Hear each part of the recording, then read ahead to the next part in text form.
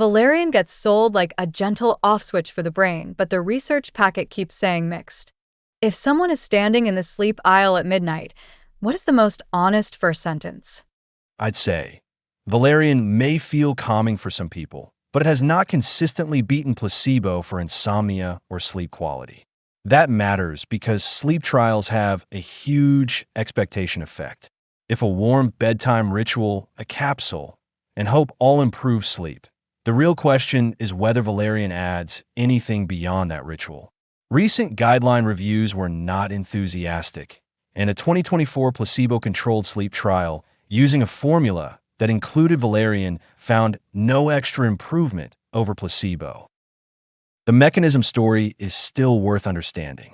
Valerian root contains a mixture of compounds, often discussed around GABA signaling, the brain's major inhibitory system.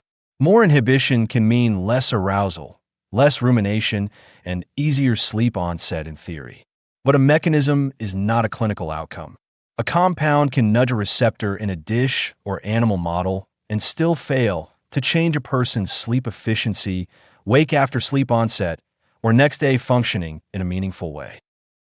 So if someone says, "It calms me, therefore it treats my insomnia," are those actually different claims?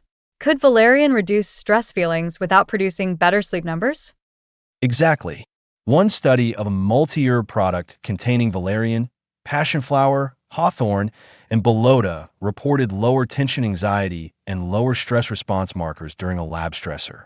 Interesting, but it does not isolate valerian, and it was not an insomnia outcome trial.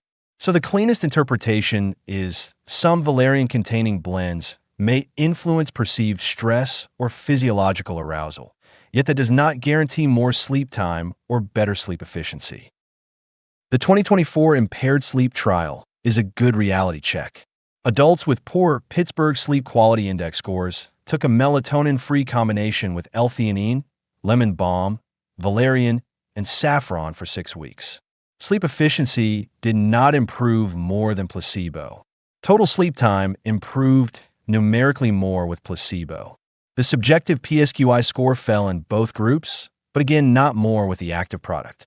That is the kind of result that cools down marketing claims. The packet also mentions restless leg syndrome, where sleep gets disrupted for a different reason. Did valerian look useful there, or is that another interesting but not decisive result? That's the right reading. A 2024 systematic review of supplements for restless leg syndrome found some supplements looked more promising than others. Valerian improved RLS and sleep measures in the reviewed evidence, but not with a statistically significant improvement. Half the studies had high risk of bias, so it is not a strong basis for relying on valerian. In RLS, iron status and standard medical evaluation can matter much more than experimenting with a sedating herb. Here's the first hard boundary. Don't stack valerian with alcohol, sedatives, or other sleep drugs unless a clinician is supervising. Even if valerian's effect is mild, additive central nervous system depression is the concern. More grogginess, worse coordination, impaired driving, or unpredictable next-day sedation. Supplements can also differ from products tested in studies, which NCCIH specifically warns about when people translate research into store purchases. That product point seems huge. If the trial used one extract but the bottle uses root powder, oil, tea, or a blend, can shoppers assume the same effect? No, valerian is not a single molecule like a prescription tablet. Trials in the packet use combinations. One had L-theanine, lemon balm, valerian, and saffron. Another compared blends containing THC plus different amounts of hops and valerian oil. When a blend works, you cannot credit valerian. When a blend fails, you cannot prove valerian alone fails. That uncertainty is why third-party quality testing and a clear supplement facts label matter. If we are not overselling it, who is the fairest candidate for a short valerian trial? Someone with anxiety at bedtime, someone waking at 3 a.m., or anyone with chronic insomnia? The fairest candidate is probably a healthy adult with occasional stress-related sleep onset difficulty who wants a low-stakes experiment and is not taking sedatives. I would not frame it as a treatment for chronic insomnia.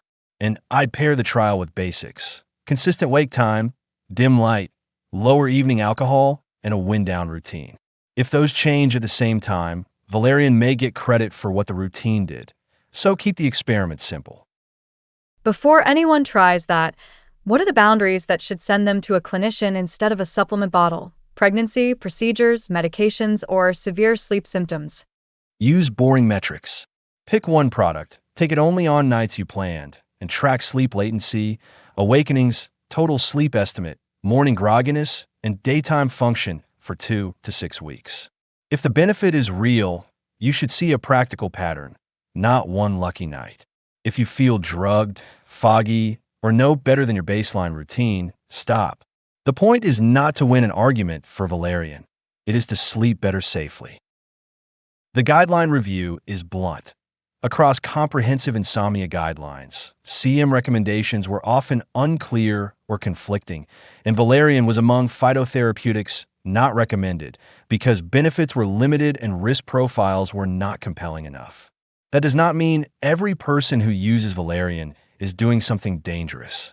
It means clinicians should not present it as evidence-based insomnia therapy, and consumers should not delay proven approaches like cognitive behavioral therapy for insomnia. So the bottom line is not Valerian never works, and it is not natural sleeping pill either. Is the real takeaway plausible calm, uncertain sleep, careful trial, and no sedative stacking?